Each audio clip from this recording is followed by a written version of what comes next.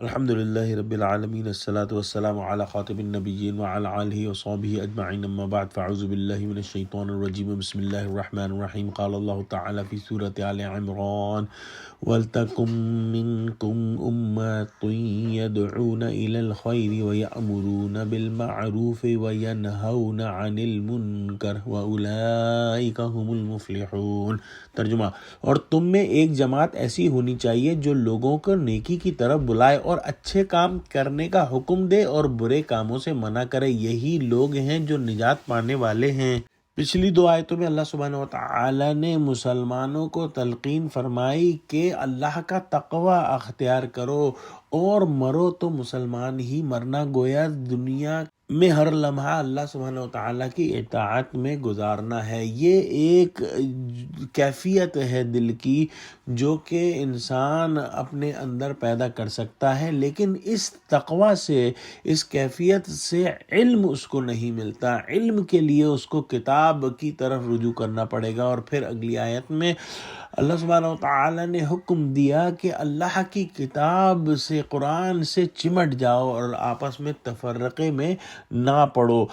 گویا انفرادی لحاظ سے سب کو تقوی حاصل کرنا ہے اور اپنے ایمان کی حفاظت کرنی ہے اور ہر لمحہ اللہ سبحانہ وتعالی کی اطاعت میں گزارنا ہے، اور پھر علم حاصل کرنا ہے اللہ کی کتاب سے، اور پھر یہی جو ہے مسلمانوں کا وصف کہ وہ اللہ کی کتاب سے چمٹ جائیں، اس سے جڑ جائیں، ان کو آپس میں متحد کر دے گا۔ اور تیسرا جو حکم آیا ہے وہ آج کی آیت کے اندر آیا ہے، جس کے اندر تین جو ہے وہ احکام ہیں۔ سب سے پہلے یہ اللہ سبحانہ وتعالیٰ نے فرمایا کہ مسلمانوں کی جو امت ہے، آج اگر دیکھیں تو کتنے سارے مسلمان ہیں، ان مسلمانوں کے اندر ایک ایسی جماعت ہونی چاہیے جو لوگوں کو خیر کی طرف بلائے، نیکی کی طرف بلائے۔ گویا پوری امت کے اندر ایک ایسی امت ہو جو لوگوں کو نیکی کی طرف بلائے اور ان کو جو ہے اچھے کام کرنے کا حکم دے، معروف کام کرنے کا حکم دے۔ معروف وہ شے ہے جس کو انسانی دل جانتا ہے کہ اچھی ہے، جیسے کہ سچ بولنا انسانی دل جانتا ہے کہ اچھی بات ہے، چوری کرنا انسانی دل جانتا ہے کہ بری بات ہے، تو اس بری بات سے ان کو منع کرے، وَيَنْحَوْنَ عَنِ الْمُنْكَرِ، برے کاموں سے منع کرے۔ تو یہ جماعت جو ہے وہ مسلمانوں کے اندر وہ جماعت ہے جو نجات پانے والے ہیں۔ ہر مسلمان یہ سوچتا ہے کہ وہ نجات پا جائے گا، اور اللہ کی رحمت سے یہی امید ہے کہ وہ نجات پا جائے، لیکن در حقیقت اس آیت پہ اگر ہم تدبر کریں تو پتہ چلے گا کہ مسلمانوں کے اندر جو لوگ اس کام میں لگے ہوئے ہیں کہ لوگوں کو خیر کی طرف بلاتے ہیں، لوگوں کو معروف کاموں کی طرف، اچھے کاموں کی طرف بلاتے ہیں،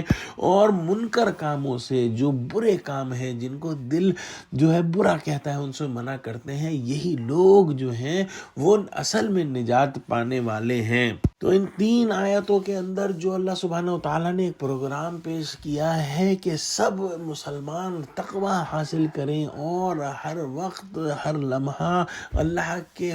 فرما بردار رہیں، اس کی اطاعت میں گزاریں، اور اس کے بعد اس کی کتاب کو جو ہے وہ پکڑ لیں اور آپس میں تفرقے میں نہ پڑیں، اور پھر جو ہے امت کے کرنے کا کام جو ہے وہ یہ ہے کہ لوگوں کو خیر کی طرف بلائے اور اچھے کاموں کا حکم دے اور برے کاموں سے روکے۔ اور یہ فریضہ جو ہے ہر مسلمان پر ہے، فرض ہے، ہر مسلمان کو یہ کام کرنا ہے۔ ایسا نہیں کہ خالی صرف یہ جو ہے وہ